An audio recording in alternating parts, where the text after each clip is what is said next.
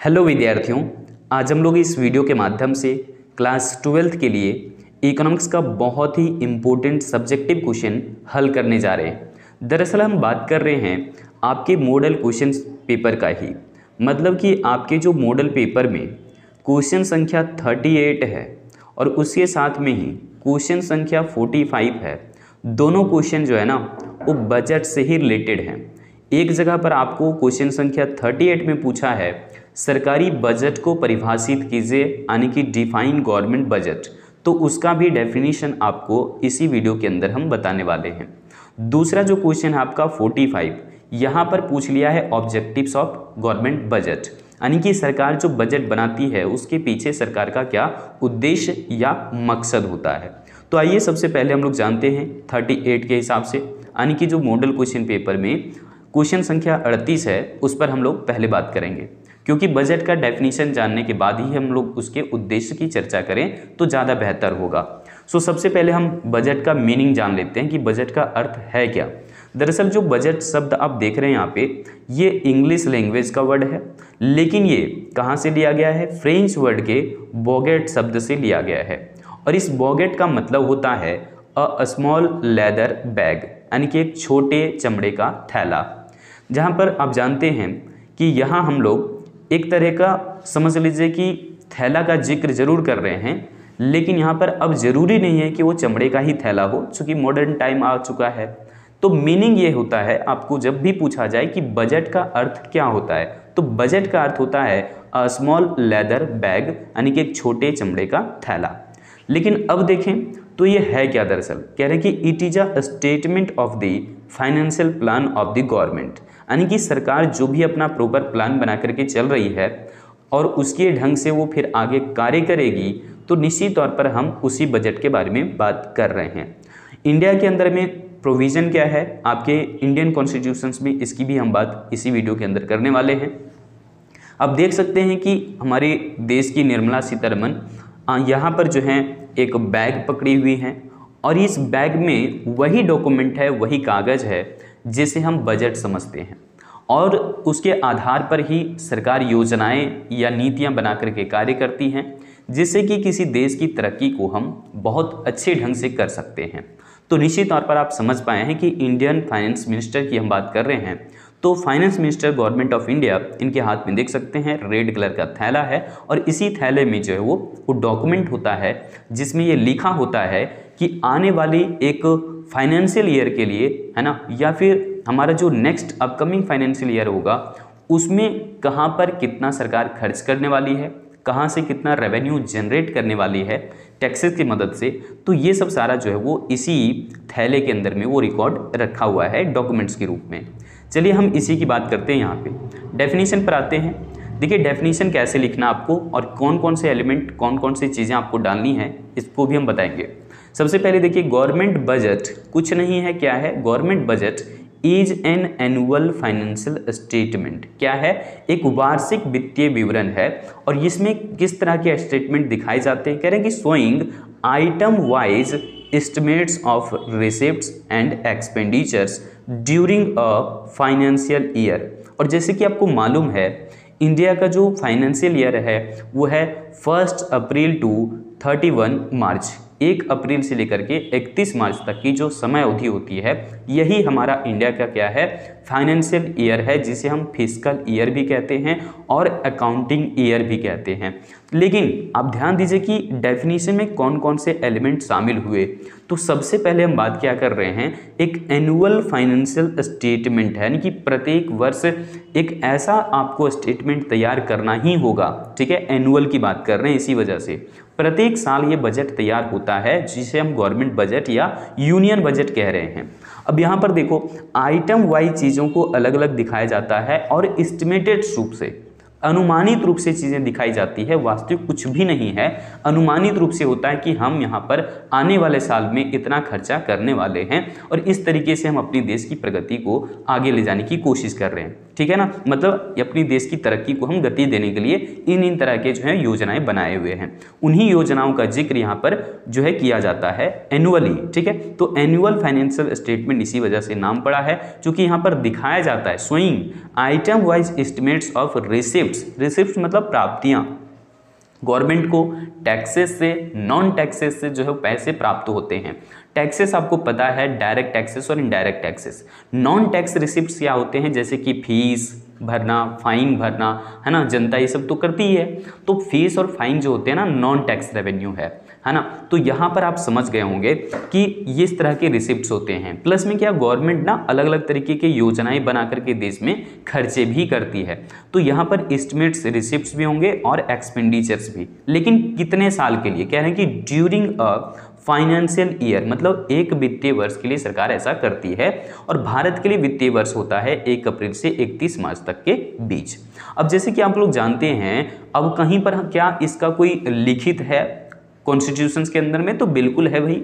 अब देखेंगे तो according to the provisions of Indian constitutions, भारतीय संविधान के अनुच्छेद 112 में देखेंगे तो आर्टिकल 112 के अंदर में गवर्नमेंट ऑफ इंडिया के लिए एक जो है चीज़ें लिखी गई है कि गवर्नमेंट ऑफ इंडिया को is required to present an annual financial statement, एक वित्तीय वर्ष या वित्तीय दस्तावेज बनाने होंगे, और ये बनाना बहुत ही अनिवार्य होगा। ये हमारे आर्टिकल 112 के अंदर मेंशन है, ठीक है, ध्यान रखिएगा।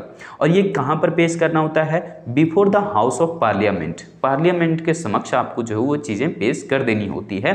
The union budget in India is presented by the finance minister of the working, है ना, on the working first working day of February, मतलब कि फरवरी के पहले ही कार्य दिवस को फाइनेंस मिनिस्टर द्वारा ये चीज़ें पेश कर दिया जाता है भारत के अंदर में। इसी वजह से मैंने यहाँ पर शुरुआत में पिक्चर दिखाया, आप देख सकते हैं इनके हाथ में जो थैला है, इसी के अंदर में मैंने क्या कहा, वो डॉक्यूमेंट्स है जिसे ये प्रस्तुत करेंगी निश्चित तौर पर। तो 1 फरवरी को तो पेश हो चुका है, 1 फरवरी 2024 को ये बजट पेश हो गया है। तो आप जो है इसके पूरे डेटा को देख सकते हैं, गवर्नमेंट बजट की वेबसाइट होती है जानने के लिए, आप हिंदी इंग्लिश मीडियम में भी देख सकते हैं। तो यहाँ पर देख सकते हैं मिनिस्ट्री ऑफ फाइनेंस लिखा भी है, और देख सकते हैं पीछे जो है वो ना यहाँ पर देखिएगा तो आपको दिख रहा होगा मिनिस्टर ऑफ फाइनेंस। तो यहाँ पर बिल्डिंग में ठोका हुआ रहता है ना, चिपका हुआ रहता है, वो चीज़ें जो है यहाँ पर है। और यहाँ पर जो है वित्त मंत्री हैं निर्मला सीतारमण जी, और उनके आसपास में जो है इकोनॉमिक एडवाइजर हैं, है ना। तो इस तरीके से जो है बजट में चीज़ें लिखी जाती है कि कहाँ पर कितना पैसा आने वाले साल में खर्च करने वाली है गवर्नमेंट, और किस ढंग से खर्च करने वाली है, किसानों के लिए क्या योजनाएं हैं, युवाओं के लिए क्या बातें हैं, ये सब सारी चीज़ें इसमें लिखी जाती है, ठीक है। देखिए अब यहाँ पर एक बात ध्यान रखना, क्योंकि सरकार क्या है ना, एक मैक्रो इकोनॉमिक एजेंट है, और उनके जो भी डिसीजंस होंगे ना, उसकी वजह से पूरे देश के लोग अफेक्ट होते हैं, प्रभावित होते हैं।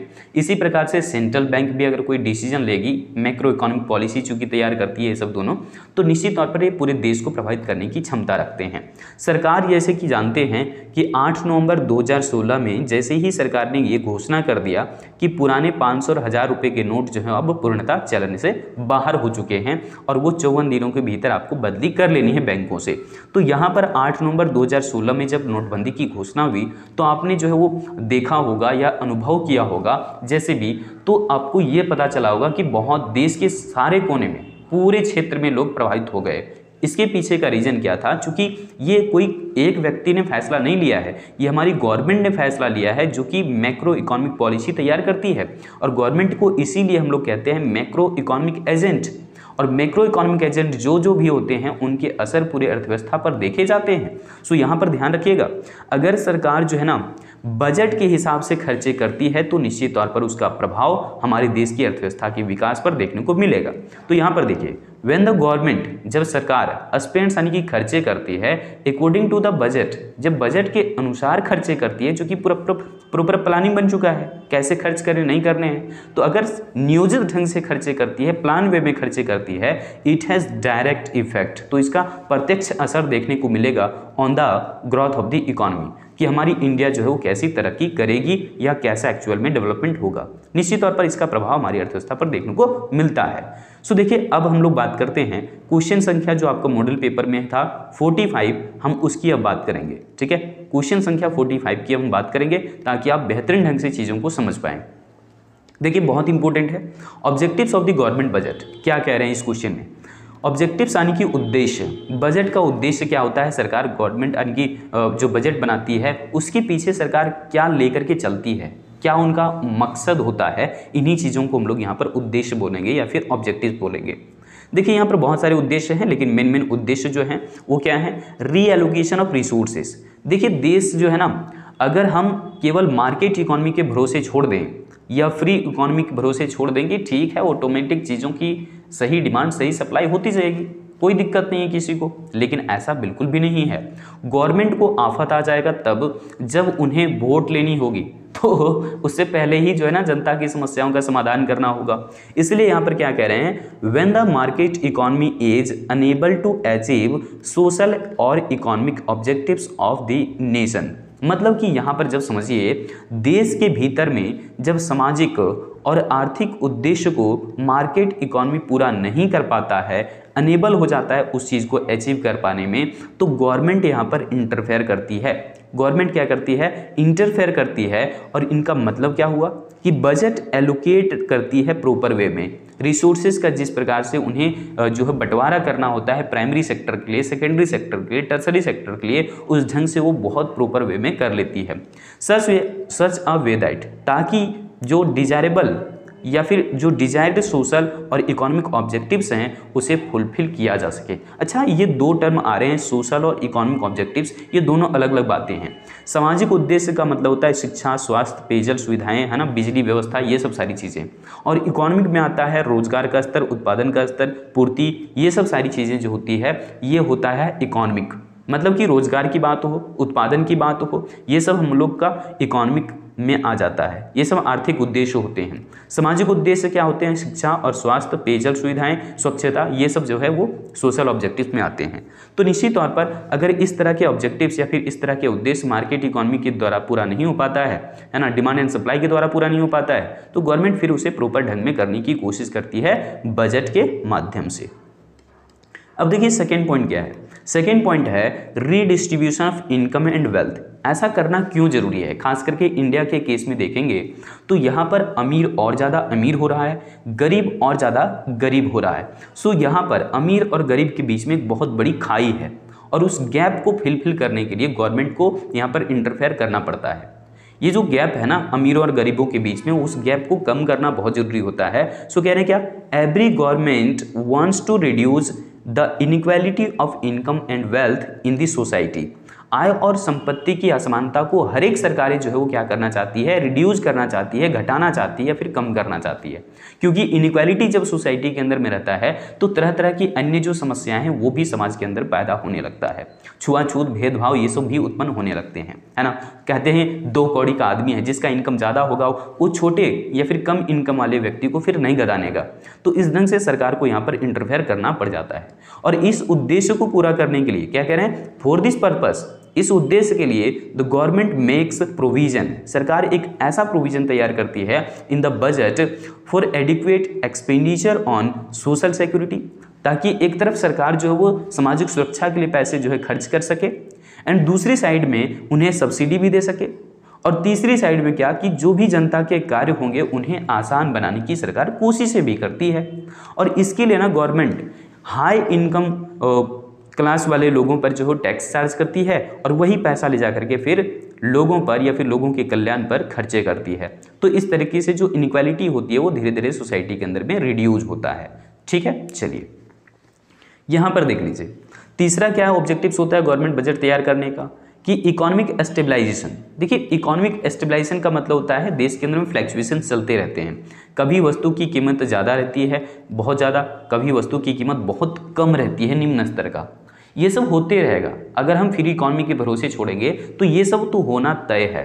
तो गवर्नमेंट चाहती ही क्या है कि एक स्टेबल के साथ प्राइसेस हो, और यहाँ पर अगर प्राइस ही स्टेबल हो जाएगा तो फिर बहुत ज़्यादा इकोनॉमिक प्रॉब्लम्स क्रिएट नहीं होंगे। ठीक है, होगा तो जरूर, लेकिन अन्य जो हम लोग देखते हैं प्रॉब्लम्स की बहुत ज़्यादा जो है फ्लैक्चुएशंस की वजह से जो है वो विश्वास भी खत्म हो जाता है ना, सेलर और बायर के बीच में, वो सब तो कम से कम बचा रहेगा।